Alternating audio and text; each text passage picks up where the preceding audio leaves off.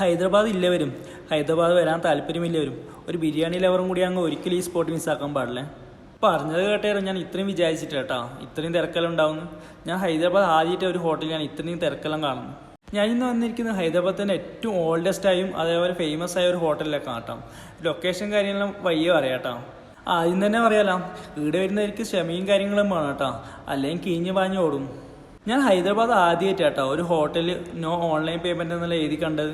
നമ്മൾ പോയിട്ട് 25 മിനിറ്റിന് ശേഷം നമുക്ക് സീറ്റും കാര്യങ്ങളെല്ലാം കിട്ടി കേട്ടോ. നിങ്ങൾ വിചാരിക്കുന്നുണ്ട് ഇവൻ്റെ മുഖത്തുനിന്ന് ഇത്രയും സന്തോഷം. കുറേ നാളെ വിചാരിക്കുന്നു ഇവിടെ വന്നിട്ട് ഫുഡെല്ലാം കഴിക്കണമെന്ന്. ആഗ്രഹിച്ച സ്പോട്ടിൽ പോയിട്ട് ഫുഡെല്ലാം കഴിക്കുന്ന സന്തോഷം വേറെ തന്നെയല്ലേ. നമ്മൾ ഓർഡർ ആക്കിയ ഒരു full chicken biryani and mutton biryani കേട്ടോ. ഹൈദരാബാദ് എന്ന പേര് കേൾക്കുമ്പോൾ മനസ്സിൽ ആദ്യം ഓടിയെത്തുന്ന വിചാരം ബിരിയാണിയാണ്. അടുത്ത one of the best biryani എന്ന ചോദ്യത്തിന് ഒറ്റ ഉത്തരയിലും ശതാബ്ദ ബിരിയാണി കഴിച്ചിട്ടുണ്ടോ. ഹൈദരാബാദ് ബിരിയാണിയുടെ രാജാവ് എന്നും പറയുന്നത് കേട്ടിട്ടുണ്ട്.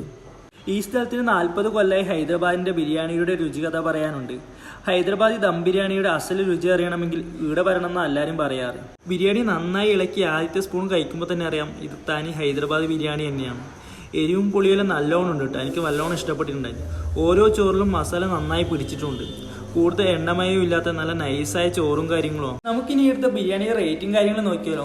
ഒരു ഫുൾ മട്ടൻ ബിരിയാണിക്കായ റേറ്റ് 420, ഒരു ഫുൾ ചിക്കൻ ബിരിയാണിക്കായ റേറ്റ് 375 രീതിയിലാട്ടോ ഇവിടുത്തെ റേറ്റും കാര്യങ്ങളും വരുന്നത്. ഇനി ലൊക്കേഷനും കാര്യങ്ങളും ആരും മറക്കണ്ട കേട്ടോ.